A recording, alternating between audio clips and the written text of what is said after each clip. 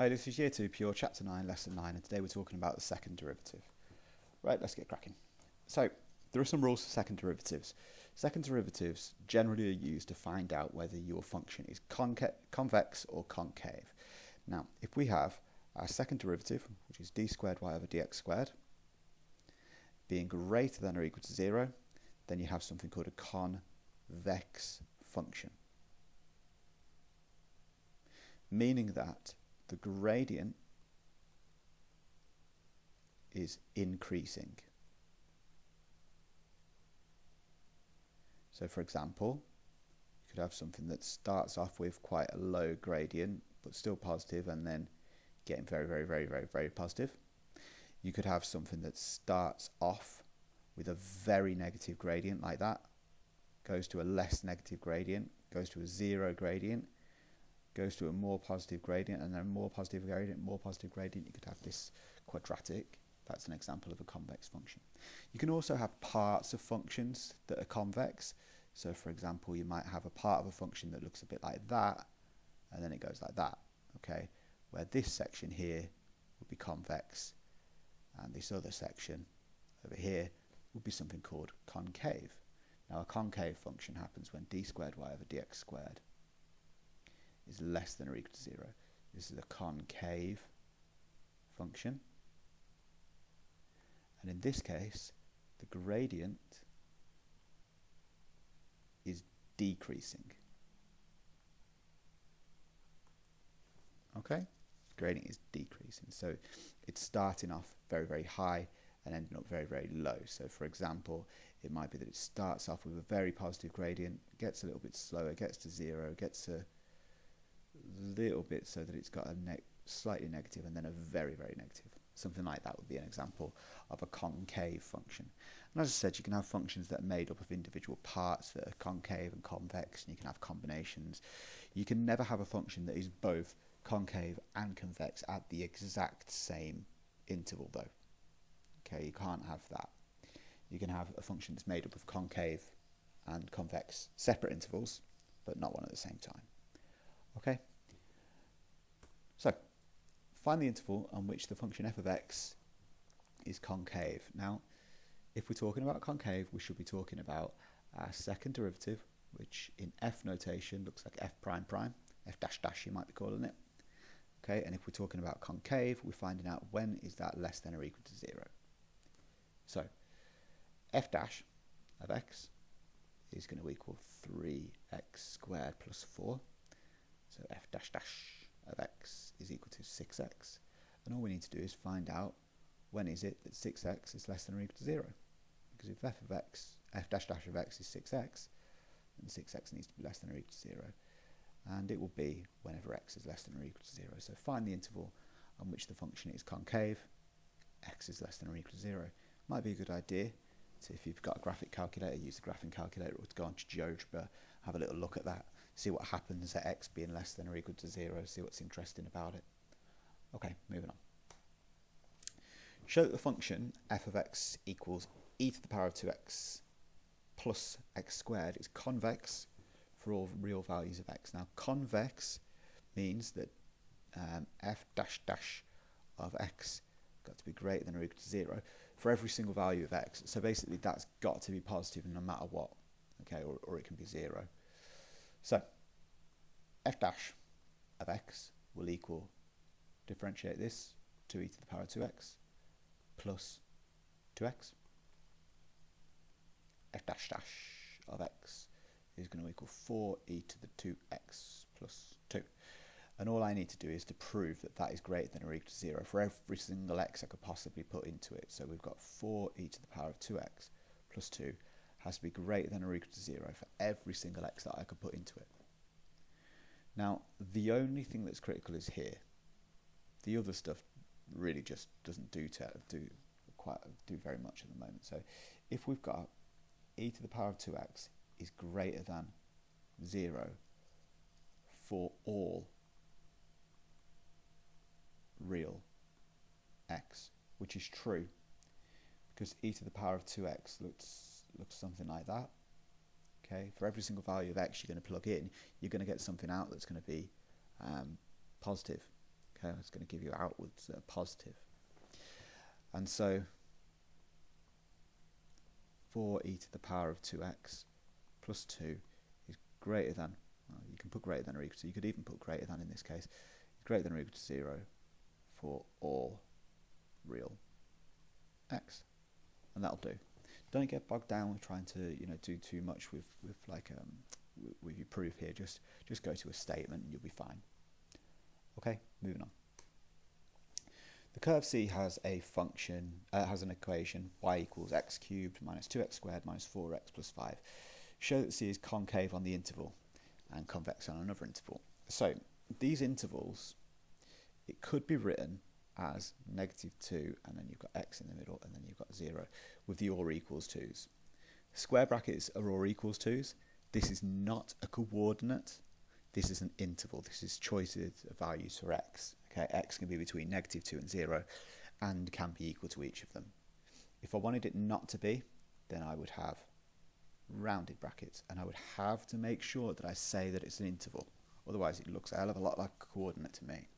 So show that it's concave. Now concave happens when d squared y by dx squared has got to be less than or equal to 0. Okay, this is the concave section we're talking about. For we've got negative 2x and negative 0. That's what we're trying to prove. We've got to show that, and we also need to show that d squared y over dx squared is greater than or equal to 0 for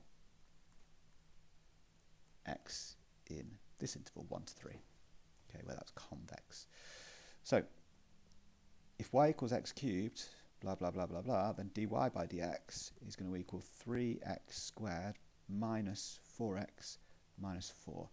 And d squared y by dx squared has got to equal 6x minus 4. Okay, so what we're going to do is we're going to plug in negative 2 and 0. So we'll have 6 lots of negative 2 minus 4, which will be negative 16, and 6 lots of 0 minus 4, which will be negative 4. And so d squared y by dx squared is negative at both ends. Also, because d squared y by dx squared is a linear, it's really, really predictable.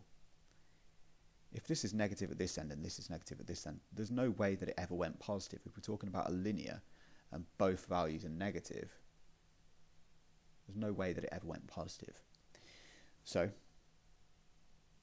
d squared y by dx squared is less than or equal to 0 for negative 2x and 0 with the or equals 2's in there. Okay. Similar with this one here, you'll find out that they're positives, and so you'll go with 6 lots of 1 minus 4, which is negative 2, and 6 lots of 3 minus 4, which is going to be 6 lots of 1 minus 4, sorry, is positive 2, and 6 lots of 3 minus 4 is 14. And so therefore d squared y by dx squared is going to be greater than or equal to 0 for x between 1 and 3. Strictly it's greater than 0 for each for those, isn't it, as well? Now the point of inflection, a point of inflection is where a curve goes from being convex to concave. Okay, it changes from being a gradient that is increasing to a gradient that is decreasing. So to find the points of inflection, the point of inflection happens is when d squared y by dx squared is exactly equal to 0. That's where a point of inflection happens. And so we know that 6x minus 4 will equal to 0 at the point of inflection. So x will equal 2/3. Okay, now that's part of the coordinate of the point of inflection. The other part of the coordinate of the point of inflection will be the y part. So we'll just substitute 2/3 into the y equals 2/3 cubed minus 2 lots of 2/3 squared minus 4 lots of 2/3 plus 5, and just pop that into your calculator. And I got that to come out as 47 over 27. So we've got 47 over 27. And so the coordinates of the point of inflection will be 2/3 and 47/27. There we go. All right, moving on. Now this is a paper, I think it's from the specification materials from AQA. So we've got, the diagram shows the graph of y equals e to the power of negative x squared. Now the graph is formed of two convex sections, which is where the gradient is increasing, so it's going from a positive, sort of low positive, to a very positive, and then when it slows down we get to that concave section, and then we get back to the convex section where it was very negative, and then it goes to being less negative. So here is the convex, and that there is also convex, and then we get this section here which is concave, which is in between those. Okay, so there'll be points of inflection there and there. The graph is formed from two convex sections where the gradient is increasing. Got that. Concave where the gradient is decreasing. Got that. Okay, it's going from being positive to 0 to negative in the concave section. Find the values of x which the graph is concave. So essentially what we'll need to do is to find out where are the stationary points. To find out where the stationary points are, we need to find out when is d squared y by dx squared equal to 0. And we're going to expect to find two solutions to that. So we have y equals e to the power of negative of x squared. Okay, now what I'm going to do is, rather than put that there, I'm going to put that there, and I'm going to call this y equals e to the power of u, where u equals negative x squared. And we're going to use a chain rule on this to differentiate. So we'll get dy by dx is going to equal, well, this will differentiate to e to the u, where u was e to the negative, where u was negative x squared, so we'll get e to the power of negative x squared multiplied by negative 2x, which will equal negative 2x, lots of e to the power of negative x squared. Okay. Then for your second derivative, d squared y by dx squared, we've actually got a product rule almost mixed in with the chain rule. So the product rule, in this case, we've got, we'll have to let, well, you've already used u, so we're going to use m. M is equal to negative 2x, and so dm by dn is going to equal negative 2. N is equal to e to the negative x squared. Now we know how that differentiates. We know that that differentiates to here. Okay, we know how that differentiates. So dn by dm is going to equal negative 2x e to the power of negative x squared. And so we'll do n dm plus m dn. So we'll have negative 2 e to the power of negative x squared plus negative 2x, lots of negative 2x is going to be 4x squared e to the power of negative x squared.